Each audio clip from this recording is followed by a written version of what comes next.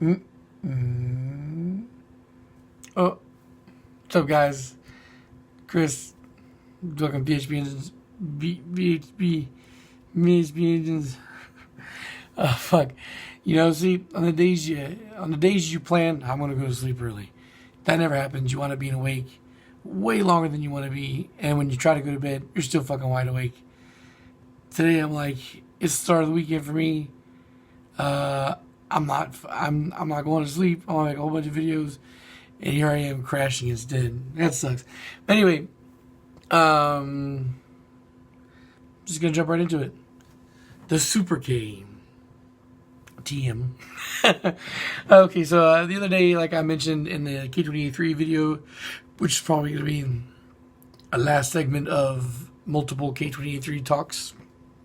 Yeah, so that I mentioned that 300 horsepower NA isn't such a crazy hard thing to do as I thought it was. I mean, I didn't think it was crazy hard, but I thought it was still going to be relatively difficult. But it turns out that it's not.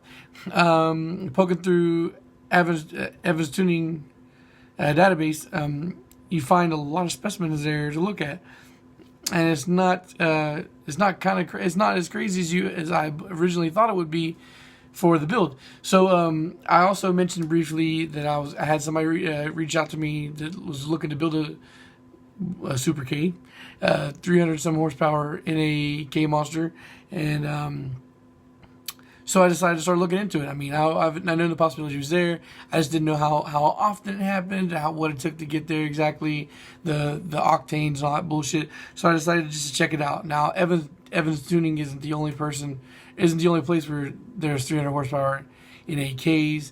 I'm sure plenty of other people have done it in a lot of places, but Evans Tuning has everything very well documented and is very easily accessible to see all their shit. And a lot of the builds I'm seeing are like, almost a decade old. So this has been happening for a long time. So we're gonna look at like let's say the 270 horsepower range to 340, 350.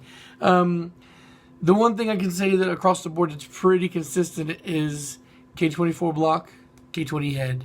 That seems to be the magic combo. And why? For the block, because there's no replacement for displacement. The American muscle-headed guys say it all the time. It's true, though. There's no replacement for displacement. You're going to get a lot more power out of a bigger engine, more displacement. So when you add big displacement with a 2.4 liter block with high compression, and then throw some race fuel in there, you're getting yourself a pretty badass engine. So I looked on the small end of the spectrum, and you're looking at this combo making 270 horsepower on pump gas. Like, I saw all the way up to 290 something horsepower on pump gas. I'm talking about 93 premium octane. That's extremely impressive. So you could easily street a near 300 horsepower in a 4-cylinder with just and this is not even high compression. I know there's maybe there's one time where I'll even talk about this. Maybe a separate video that'll be kind of I don't know. We'll see. Maybe I'll keep that in the back burner. But I would say when you're looking at high compression, low, medium, high compression for NA. When you're talking about like OEM wise, it's a little bit different from like high compression, like aftermarket piston wise.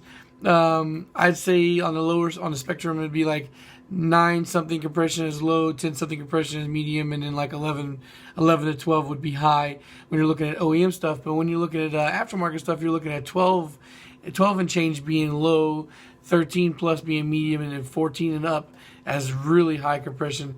And I'm seeing like 12.5 to 1 compression, 93 pump making 270, 290. And then you're looking at fucking E85 and 13.5 to 1, 13.7, breaking into the 300s. And then you're looking at 14 something plus for a custom piston setup that got 340 wheel horsepower. That was also on race fuel too, but I mean it's really high compression, so I don't even think E85 would be able to cut that necessarily. And yeah, once you cross into the 300 horsepower range, you start seeing E85 pop up a little bit more. But that's just because not only is it a power adder, but you kind of need it to be squeezing that much juice out on the top end. Yeah, so there's that. So what looking at for these packages are pretty much K24 block with anywhere between 12 and change to 14 and change compression, 93 to 85, and you're looking at like stage 3 cams. A lot of them had stock heads, not like no port work or anything. Stock heads with just valve train and like crazy ass fucking cams. So imagine what you could be squeezing out if you decided you wanted to do port work and all that shit. And then like a lot of these weren't even ITB; they were fucking like RBC intake manifolds. So imagine if you did like port work and you did fucking ITBs. 300 horsepower would be pretty fucking easy. And I don't know. I'm kind of on the fence. Like I'd like the idea of ITBs, and I also like the idea of being able to keep a stock intake manifold. Or not stock, but a normal intake manifold, just because of the fact that you don't have to worry as much about contamination and shit. And I think that if a regular intake manifold like the RBC, is making 300 horsepower, then ITBs wouldn't be something that I think I'd even want to fuck with unless I was going for like a race package. I mentioned before on the channel that I would like to do I'd like to get a Del Sol again, and when I get a Del Sol again, I want to do a case swap. So now I'm thinking for the first time, like seriously considering doing NAK, because it'd be cool too to have the 6-speed transmission and all that bullshit. And admittedly, I gotta say, less problems to deal with when you're not on boost. Now, with that being said too, I'm not trying to give boost a bad name for reliability, because I rarely had problems with my Del Sol when I was dailying it for the year I was dailying it back and forth to work. So you don't necessarily have problems with turbo if it's done right. But anyway, yeah, I guess it's not too much to talk about because the build was actually that simple. I thought it was going to be a lot more complicated, and it really wasn't. So definitely something to lean towards doing. And you guys, and also to kind of follow up what I was mentioning the other day about the K20A3, you could do K20A3 rods, do like 12.5 to 1 compression, and an A2 head, and make like 250 horsepower. I'm fairly confident of that. You don't have the displacement to help you as much, but you still got the high compression. And if you really wanted to do like, and that would be to stay on pump. So 93 pump, I wouldn't say it'd be hard at all to make 250 horsepower on that K20A3 like that.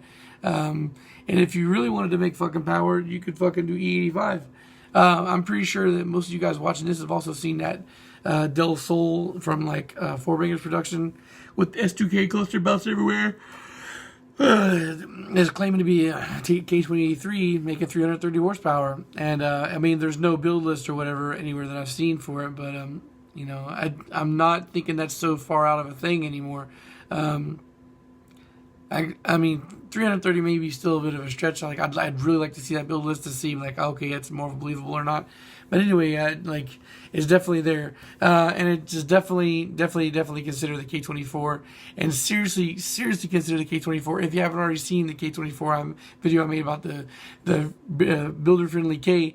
Any K24 you get is gold, because you can get a K24A4 short block for change pennies, because the fact that it doesn't make big power because lower compression pistons and whatnot and the weaker rods, but all the pistons and rods from the TSX K24 are interchangeable, unlike the K20A3 and the K20A2, where you can't. The crank has to be changed out.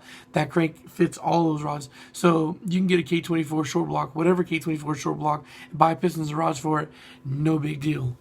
So yeah, definitely something I'm looking forward to doing eventually myself. There's a lot of things I want to do, and I guess I'm just waiting to get back home to stockpile. All right, I guess I'm gonna wrap it up now. Oh yeah, I guess I want to throw out real quick before I finish off here. Instagram, guys. I'm gonna start doing live streams more often on Instagram. It's not gonna be like common or daily or anything, but once every week or so, or anytime from now on, for the immediate future. If I have any lengthy shit that I need to put out that I'm not going to put out on the channel, I'm going to put on Instagram. The main reason why I shot the live video today is because I wanted to upload a video, but if you upload a video on Instagram, it's kind of like the same thing with Snapchat. You can only do small chunks at a time.